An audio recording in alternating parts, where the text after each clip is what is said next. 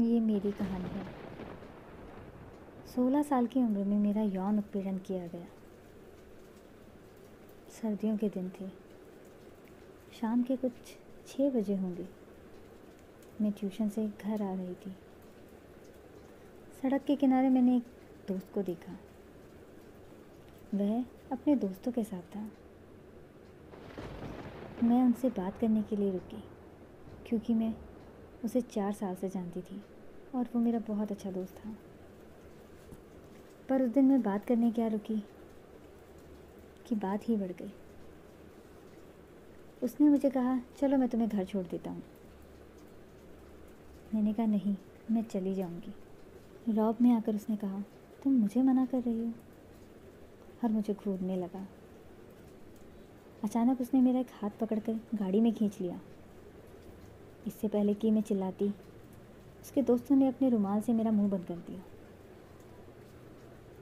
मैं शारीरिक रूप से ना तो बोल पा रही थी ना हिल पा रही थी, और उसके दोस्त मुझ पर हंस रहे थे और उसका हौसला बढ़ा रहे थे। उसने मेरे कपड़े खींच दिए और ज़बरदस्ती मेरे प्राइवेट पार्ट्स को टच करने लगा। मैं रोती रही। मैंने चिल्लाने की बहुत कोशिश की और आखिर तक मैं रोती रही।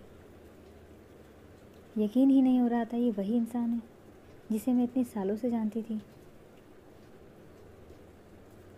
इतनी बदसलूकी के बाद आखिरकार उसने मुझे जाने दिया। वो और उसके दोस्त मुझ पर हंस रहे थे और हंसते हंसते वहाँ से चले गए। उसने मुझे भयभीत, शर्मिंदा और प्रताड़ित करके वहीं धक्का दे दिया। जैसे तैसे डरी सहमी मैं घर पहुंची। अपने कमरे में जाकर मैंने कमरा बंद कर लिया। पूरी रात ना जाने आंखों में ही कट गई। रात गुजर गई। अगले दिन मैंने अपने माता पिता को सब कुछ बताया क्योंकि मैं कुछ समझ ही नहीं पा रही थी। उन्होंने मुझे पुलिस में शिकायत करने के लिए कहा, पर मैं इतनी डरी हुई थी कि मैं पुलिस के पास जाने तक को तैयार नहीं थी। मैं डर से एक कमरे में कैद हो गई। मैं बहुत डरी हुई थी। मैं किसी पर भरोसा करने की स्थिति में भी नहीं थी। मेरे मन में अजीब अजीब सवाल आ रहे थे। लोग क्या कहेंगे? तुमने पुलिस को बुला लिया। अगर लोगों को पता चलेगा मेरा यौन उत्पीड़न हुआ है तो लोग मेरे बारे में क्या सोचेंगे? लेकिन धीरे धीरे ये बात लोगों तक पहुंच गई। कुछ लोगों ने तो यहाँ तक कहा कि मैंने उस पर यौन उत्पीड़न का झूठा आरोप लगाया होगा। मैं बहुत चिंतित हो गई और मैं बहुत लज्जित महसूस करने लगी। मेरी कुछ सहेलियों ने मुझे अनदेखा करना शुरू कर दिया, जैसे मेरी ही कोई गलती हो। मुझे ऐसा महसूस करवाया गया जैसे मेरा कोई अस्तित्व ही नहीं है और हम कभी दोस्त थे ही नहीं। मैं अपने बारे में बहुत निराश होने लगी। मुझे ऐसा महसूस हुआ कि मेरे साथ रहना लोगों के लिए शायद शर्मिंदगी हो गई है। आखिरकार मेरे सभी दोस्तों ने मुझसे रिश्ता तोड़ लिया, लेकिन मुझे वजह तक नहीं बताई। मुझे ऐसा महसूस हुआ कि मैं किसी के सामने खुलकर बात नहीं कर सकती। मैं दिन ब दिन और उदास होती गई और मेरे मन में खुद को नुकसान पहुंचाने और आत्मघाती विचार आने लगे। मुझे ऐसा लगा जैसे मैं ज़िंदगी में बिल्कुल अकेली हूँ। मेरी ज़िंदगी बिल्कुल बदल गई है। हर समय घबराहट, बेचैनी, सांस लेने में तकलीफ़, यहाँ तक कि मुझे सोने में भी परेशानी हो रही थी। मैं मानसिक रूप और शारीरिक रूप से थका हुआ महसूस कर रही थी।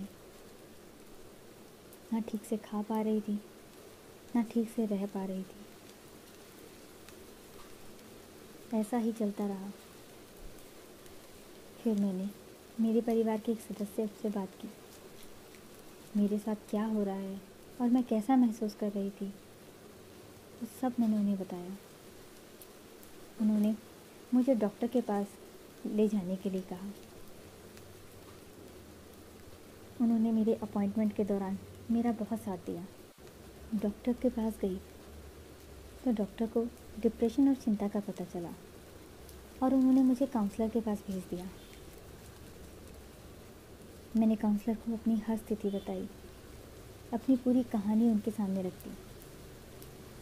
इससे मुझे अपने संघर्षों के बारे में खुलकर बात करने में मदद मिली और ना जाने ऐसा लगा कि मेरे कंधे से कोई बोझ उतर गया हो। काउंसलर ने मुझे मेरे डर से डील करना सिखाया और उस दुर्घटना से उभरने में सहायता की। अब मैं अकेला महसूस नहीं कर रही थी और ऐसे ही धीरे धीरे समय बीतता गया। इसी बीच मैंने पुलिस में भी शिकायत की और पुलिस ने उसके खिलाफ कार्रवाई भी की। 6 साल बाद अब मैं काफ़ी बेहतर जगह पर हूँ और अब भी अपनी मानसिक स्थिति को और बेहतर बनाने के लिए काम कर रही हूँ। मैं एक खुशहाल जीवन जी रही हूँ। मेरे पास अब अच्छे दोस्त भी हैं और एक अच्छा परिवार जो हमेशा से मेरे साथ था। मैं आपसे कहना चाहती हूँ, वक्त लगता है, आप बेहतर महसूस कर सकते हैं। आप अकेले नहीं हैं, ये हमेशा याद रखिए। यदि आप अपने मानसिक स्वास्थ्य से जूझ रहे हैं तो काउंसलर से खुलकर बात करें, क्योंकि जिस क्षण आप बात करना शुरू करते हैं, परिस्थिति उस पल से ही आसान होने लगती है। आपकी सिर्फ एक शुरुआत जीवन को बेहतर बना सकती है।